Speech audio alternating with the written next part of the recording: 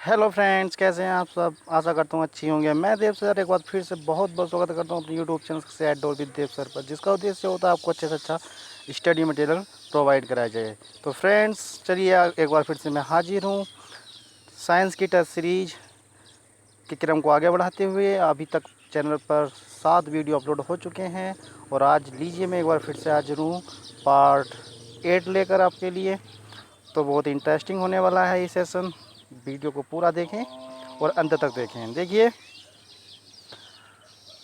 7वीं video से मैंने आपके लिए 50 क्वेश्चन इंक्लूड करने शुरू कर दिए हैं और थोड़ा टेस्ट लंबा हो सकता है, तो बोर ना हो, केवल मन लगाकर प्रश्नों को पढ़ें। बहुत ही अच्छे प्रश्न आपके लिए मैं लेकर आया हूँ। काफ़ी मेहनत लगती है इन प्रश्नों को इकट्ठा करने में। तो प्लीज़ चैनल को अगर पहली बार आप विजिट कर रहे हैं तो चैनल को सब्सक्राइब कर लें और वीडियो पसंद आए तो वीडियो को लाइक करना ना भूलें। तो चलिए सीधे चलते हैं अपने टेस्ट पर। तो ये है प्रश्न नंबर 1 जो आपके सामने डिस्प्ले पर आ रहा होगा। गुब्बारों को उड़ाने के लिए काम में लाई जाने वाली गैस है, तो बताइए इसका सही आंसर क्या होगा। तो इसका सही आंसर होगा option number C, helium gas. देखिए, गुब्बारों में हीलियम गैस भरी जाती है ताकि वो उड़ने लगें, और इसका एकमात्र कारण ये है कि हीलियम गैस काफ़ी हल्की होती है और ये जो हमारे वायुमंडल में गैस है उनके अपेक्षा में बहुत हल्की है। यही कारण है कि जो गैस है ये ऊपर को प्रेशर मारती है और वो गारे को ऊपर ले जाती है। आगे चलते हैं। प्रश्न नंबर 2, अलसी की खल निम्नलिखित काम में आती है। तो आपको बताना है कि अलसी की जो खल है वो किस काम में आती है। प्रश्न 2 आंसर होगा इसका बी। सबको पता है कि ये पशु को खिलाने के काम में आती हैं। आगे चलते हैं। रंगबंधक जिसको मोर्डेंट वह पदार्थ है जो किस काम में आता है। प्रश्न 3 आंसर होगा इसका ऑप्शन नंबर ए, कपड़ों पर रंग पक्का करने के काम में। रंगबंधक से आपको पता चल रहा होगा ये कपड़ों पर रंग को पक्का करने के काम में यूज किया जाता है। निम्नलिखित जहरीला पदार्थ तंबाकू का मुख्य घटक है। तो तंबाकू में कौन सा पदार्थ होता है जो जहरीला होता है। आंसर होगा ऑप्शन नंबर सी, निकोटिन। चाय में क्या होता है, चाय में कैफीन होता है। चाय से भी पूछा जाता है प्रश्न, चाय में कैफीन होता है। आगे चलते हैं। चाय तथा कॉफ़ी का मुख्य क्रियाशील घटक, देखिए अभी अभी बताया था आपको। तो प्रश्न नंबर 5 का आंसर सी होगा, कैफीन। चाय कॉफ़ी में कैफीन पाया जाता है और वहीं हमारा तंबाकू में निकोटिन होता है। पेंसिल लेड निम्नलिखित से बना होता है। प्रश्न 6 ऑप्शन नंबर ए इसका सही आंसर होगा, ग्रेफाइट। और आपको मैं बता दूं ये कार्बन का ही रूप होता है। पूछ लेते हैं कार्बन का रूप क्या होता है। या जिस धातु का हीरा बना होता है उसका दूसरा पदार्थ बताने के लिए जाता है तो आपको ग्रेफाइट लगाना है। चलिए, किसी भी तंत्र से जल के निष्कासन के प्रक्रम को क्या कहते हैं।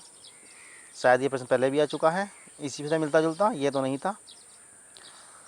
तो सही आंसर होगा निर्जलीकरण, इसको बोलते हैं आप, डिहाइड्रेशन जिसको बोलते हैं। तो किसी भी तंत्र से जल के निष्कासन के प्रक्रम को कहते हैं निर्जलीकरण। वीडियो में आगे बढ़ने से पहले आपको बता दें कि ये जो साइंस की टेस्ट सीरीज चल रही है किसी भी कॉम्पिटेटिव एग्जाम के लिए बहुत ही बेनिफिशियल होने वाली है। और मैं आशा करता हूँ कि किसी भी कॉम्पिटेटिव एग्जाम जिसमें साइंस से प्रश्न पूछे जाते हैं आप एग्ज़ाम में इससे कोई प्रश्न बाहर देख नहीं सकते। चलिए आगे चलते हैं। लड़कियों के सॉरी लकड़ियों के जलने से निकलने वाली मुख्य गैस क्या होती है। तो लकड़ियों के जलने से जो गैस निकलती है उसको वो बोलते हैं कार्बन डाइऑक्साइड।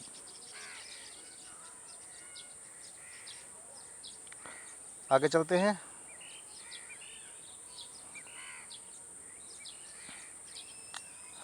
सबसे बुरा वायु प्रदूषण होता है। तो सबसे बुरा जो वायु प्रदूषण माना जाता है वो माना जाता है कार्बन मोनोऑक्साइड का, सबसे खतरनाक, जिसको आप CO भी बोलते हैं। और ये इतना खतरनाक होता है, ये हमारी जो ब्लड होता है उसमें बहुत जल्दी ही क्या हो जाता है, उसमें घुल जाता है और हमारे ब्लड की जो ऑक्सीजन ले जाने की क्षमता होती है उसको बहुत न्यूनतम कर देता है, जिससे व्यक्ति की मृत्यु हो जाती है। तो बहुत खतरनाक होता है कार्बन मोनोऑक्साइड। आगे चलते हैं। राष्ट्रीय रासायनिक प्रयोगशाला NCL स्थित है, तो ये कहाँ पर है। सही आंसर आप जानते हैं इसका, तो आपको ऑप्शन लगाना होगा पुणे। तो पुणे में होती है ये।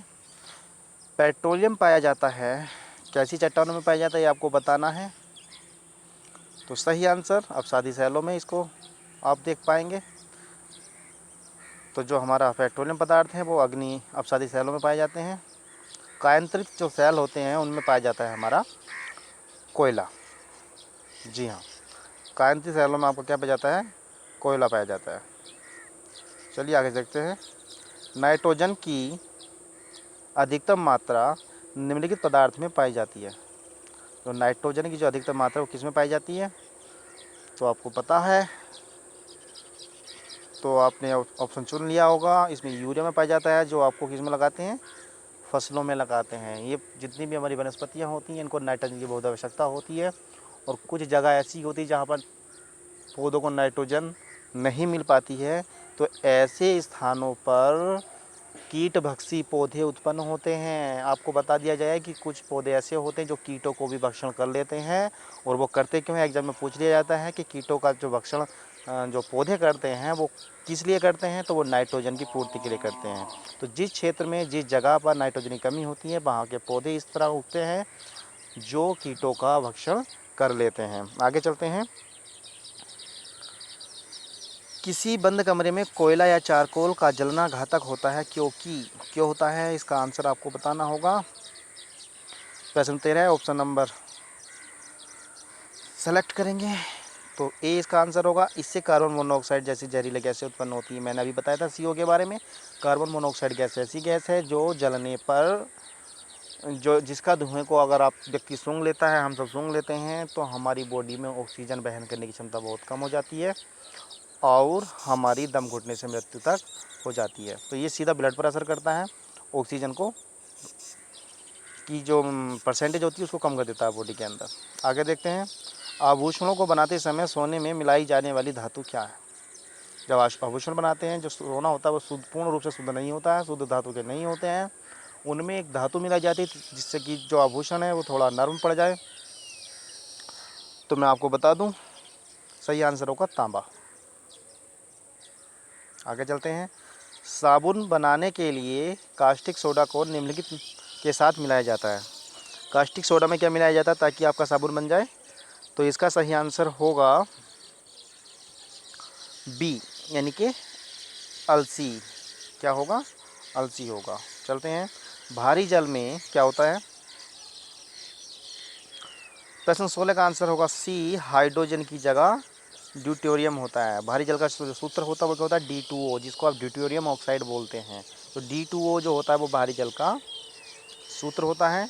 और जो हमारा नॉर्मल जल होता है उसका क्या होता है, H2O, वो हाइड्रोजन का ऑक्साइड होता है। ये हमारे ड्यूटेरियम के ऑक्साइड होते हैं। क्लियर है फ्रेंड्स, आगे चलते हैं। PVC प्लास्टिक बनाइल क्लोराइड से बनता है। इस प्रक्रिया का नाम क्या है। PVC प्लास्टिक विनाइल क्लोराइड से बनती है, इस प्रक्रिया का नाम है। तो इस प्रक्रिया का नाम क्या है, तो सही आंसर होगा ऑप्शन नंबर बी, बहुलीकरण। पॉलीथीन का औद्योगिक उत्पादन निम्नलिखित के बहुलीकरण में होता है। तो सही आंसर चुनिए। सही आंसर होगा सी, एथिलीन। प्राकृतिक रबर निम्नलिखित का बहुलक है। तो प्राकृतिक रबर जो है वो किसका बहुलक होता है, आइसोप्रीन का। यहाँ पर भी आंसर होगा सी। आगे चलते हैं। मानव शरीर में सर्वाधिक मात्रा में पाया जाता है। तो सबसे ज़्यादा मानव शरीर में क्या पाया जाता है, ये आपको पता होगा। जल की मात्रा हमारे बॉडी में लगभग 90% तक होती है। जल की मात्रा 90% तक हमारी बॉडी में होती है। स्टेनलेस इस्पात बनाने के लिए, जिसको स्टेनलेस स्टील बोलते हैं, कि काम में आने वाली जो धातुएँ वो क्या होती हैं, तो स्टेनलेस स्टील को बनाने के लिए आप यूज करते हैं क्रोमियम तथा इस्पात को।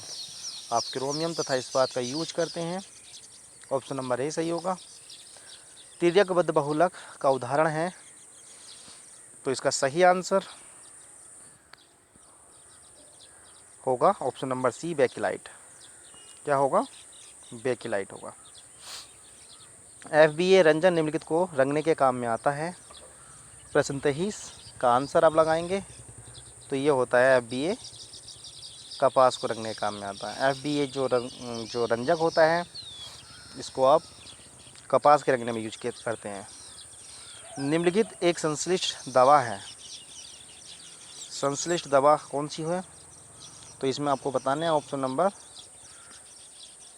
एस्पिरिन, ऑप्शन सी एस्पिरिन जो है वो एक संश्लिष्ट दवाई है।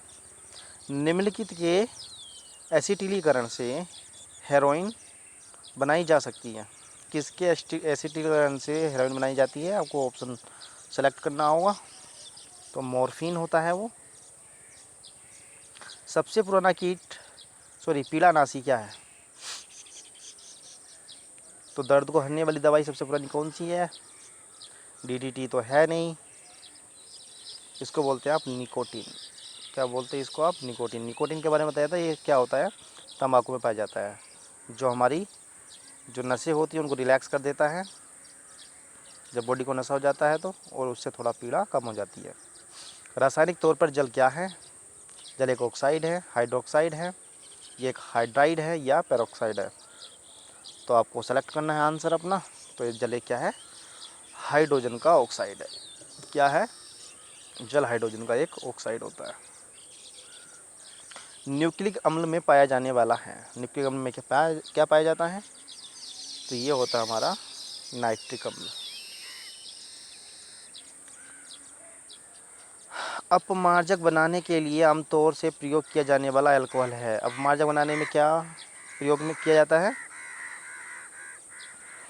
प्रश्न 29 आंसर होगा इसका बी, लोरिल अल्कोहल। फ्लिंट कांच में क्या क्या होता है आपको बताना है। तो फ्लिंट कांच में होता है हमारा lead chromate, option number D यहाँ पर सही होगा। अपवर्जन, जिसको एक्सक्लूजन बोलते हैं, सब निम्नलिखित वैज्ञानिक द्वारा प्रतिपादित सिद्धांत से संबंध है। तो अपवर्जन का सिद्धांत किस वैज्ञानिक ने दिया है? तो सही आंसर पर अगर आप जा रहे हैं तो वो होगा हमारा पाउली। पाउली का अपवर्जन नियम आप जानते होंगे। स्टायरिन नामक रसायन का उपयोग निम्नलिखित औद्योगिक उत्पादन में होता है। जो स्टायरिन नामक रसायन है उसका प्रयोग किसके उत्पादन में होता है आपको बताना है। तो स्टायरिन का प्रयोग होता है प्लास्टिक के निर्माण में। पीपरमिंट के तेल से प्राप्त होने वाला यौगिक जो औषधि के रूप में कारगर है उसको आप बोलते क्या है, ये बताने हैं आपको। तो इसका नाम है साहब मेंथोल। क्या है इसका नाम? मेंथोल है। कृत्रिम रेशम का निम्नलिखित नाम भी है। तो कृत्रिम रेशम का निम्नलिखित नाम और क्या क्या है आपको पता होगा। वेरी इंपॉर्टेंट क्वेश्चन है। रेयान। रासायनिक रूप से सफ़ेद स्प्रिट है। तो सफ़ेद स्प्रिट क्या है? ऑप्शन नंबर ए, पेट्रोलियम हाइड्रोकार्बनों का मिश्रण। ताम्र पिशाच, जिसको कॉपर डायमंड बोलते हैं, नामक शब्द का प्रयोग निम्नलिखित धात्विक तत्व को दर्शाने के लिए किया जाता है। तो कॉपर का पिशाच रूप क्या होता है साहब आपको बताना है। निकेल को बोलते हैं। आगे चलते हैं। एक्वा रेजिया निम्नलिखित का मिश्रण है। एक्वा रेजिया दो अम्लों का मिश्रण है, मैं आपको बता दूं। तो सही आंसर HCl और HNO3, HCl HNO3 हाइड्रोक्लोरिक अम्ल और नाइट्रिक अम्ल, ये दोनों ही अम्लों का ये हमारा मिश्रण होता है जो सोने को गलाने का कार्य भी करता है। सोने को गला देता है बिल्कुल ये एक्वा रेजिया। HCl और HNO3 याद रखना, वेरी इंपॉर्टेंट क्वेश्चन है। अमोनिया का व्यावसायिक उत्पादन किस प्रक्रम द्वारा किया जाता है? तो ये तो हैबर विधि होगी, ऑप्शन सी, अमोनिया हैबर विधि द्वारा व्यवसाय किया जाता है। रासायनिक तौर पर इंटरफेरान है। तो इंटरफेरान क्या है हमारा? ग्लाइकोप्रोटीन है। इंटरफेरान जो है ग्लाइकोप्रोटीन होता है। चूना पत्थर खनिज का मुख्य घटक क्या है? चूना पत्थर खनिज का जो मुख्य जो घटक है वो हमारा है answer number B, calcium carbonate. Hashish नामक ड्रग निम्नलिखित वृक्ष के फूलों से बनाया जाता है। तो हसीस किससे बन सकता है? ऑप्शन चुन ही लिया होगा। देखिए भांग, जिसको हेम्प भी बोलते हैं, तुलसी गुलाब नीम बिल्कुल नहीं बन सकता। ड्रग का इस्तेमाल कैसे बन सकता है, आगे देते हैं।